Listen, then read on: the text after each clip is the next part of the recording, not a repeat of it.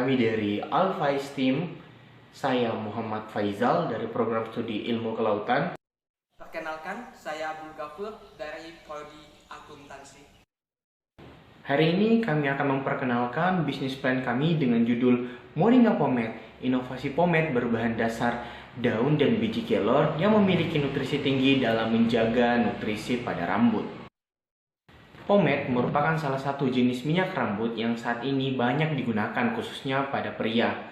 Tren pomade saat ini begitu banyak, berbagai varian pun lahir dan diciptakan oleh para pemilik-pemilik brand pomade yang ada di luar sana. Tren pomade memiliki potensi pasar yang sangat besar karena pomade menjadi kebutuhan dan gaya hidup pemuda saat ini. Selain kebutuhan, stylish yang menjadi kewajiban bagi anak muda, maka tentu ini akan menjadi target pasar yang sangat tepat. Moringa Pomade adalah sebuah produk yang memiliki value yang lebih dari pomade lainnya. Melihat tren pomade yang begitu tinggi saat ini, kami dari Alphais Team akhirnya membuat sebuah formula dalam membuat tren pomade ataupun membuat brand pomade yang berasal dari bahan dasar alami, yaitu biji dan daun kelor. Biji dan daun kelor saat ini pun sangat mudah untuk didapatkan. Banyak orang pun mengetahui begitu banyak manfaat yang dimiliki oleh biji dan daun kelor. Tetapi, apakah Anda percaya bahwa ternyata biji dan daun kelor bisa dijadikan sebagai minyak rambut, khususnya pada pria? Melihat potensi tersebut, maka dari itulah kami membuat sebuah formula dan lahirlah sebuah brand dengan judul Moringa Pomade. Dalam penjualan pomade moringa, ini akan menggunakan 3 cara. Yang pertama adalah digital marketing.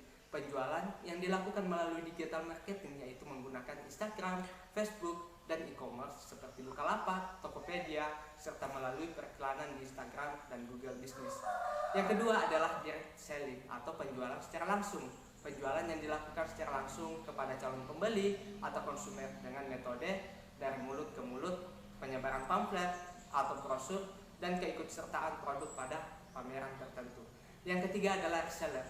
Sistem reseller yang digunakan yaitu setiap fakultas di Universitas Hasanuddin harus memiliki satu reseller dengan memberikan rating penjualan untuk reseller agar mampu meningkatkan penjualan pomade moringa. Jika dilihat berdasarkan kelebihan, Moringa Pomade memiliki begitu banyak kelebihan dibandingkan dengan pomade konvensional yang ada di luar sana. Yang pertama, secara tekstur. Untuk tekstur Moringa Pomade sendiri sangat lembut dan mudah untuk diratakan di tangan, serta tidak akan lengket saat melakukan penyisiran rambut.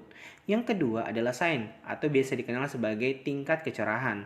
Pada tingkat kecerahan, Moringa Pomade memiliki karakter yang begitu klasik, unggul, serta memberikan kilap yang sangat baik pada rambut si pemakai Moringa Pomade. Kemudian, secara hold, pomade dengan ini tidak akan memberikan hold atau pengeras yang baik pada rambut, sehingga holdnya akan sedikit lebih lemah dibandingkan dengan pomade konvensional yang ada di luar sana. Dalam pembuatan Moringa Pomade, kami melakukan analisis pendanaan dan muncullah 3 bentuk pendanaan. Pendanaan yang pertama adalah biaya tetap. Untuk biaya tetapnya sendiri, kami mengeluarkan uang sebesar Rp107.000 dan untuk biaya variabelnya sendiri berjumlah Rp7.735.000 dan untuk biaya pendukung ataupun biaya lain-lain produksi atau hal yang mendukung produksi kami dengan jumlah Rp2.500.000. Selanjutnya adalah analisis penerimaan. Target produksi yang akan dihasilkan dalam waktu 4 bulan yaitu adalah 250 kemasan dari satu kali produksi dengan harga Rp40.000. Dan untuk melihat analisis kelayakan usaha, ketika melakukan analisis kami menemukan bahwa untuk break even point yaitu mencapai 196 kemasan jika ingin kembali modal. Kemudian untuk nilai revenue atau cost yaitu dengan nilai 1,27. Artinya apabila nilai di angka 1, maka bisnis Moringa Pomade dikatakan layak untuk dilaksanakan dan untuk benefit cost yaitu mencapai angka 27%.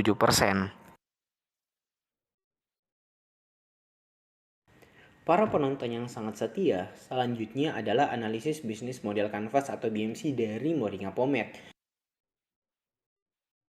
Yang pertama, untuk customer segmennya, Moringa Pomade sebenarnya membedakan segmen pasarnya menjadi pasar konsumen B2C atau business to consumer yang biasanya adalah kaum adam, dan pasar penjual kembali atau B2B, business to business, yang biasanya adalah salon, tukang cukur, dan toko hairstyling.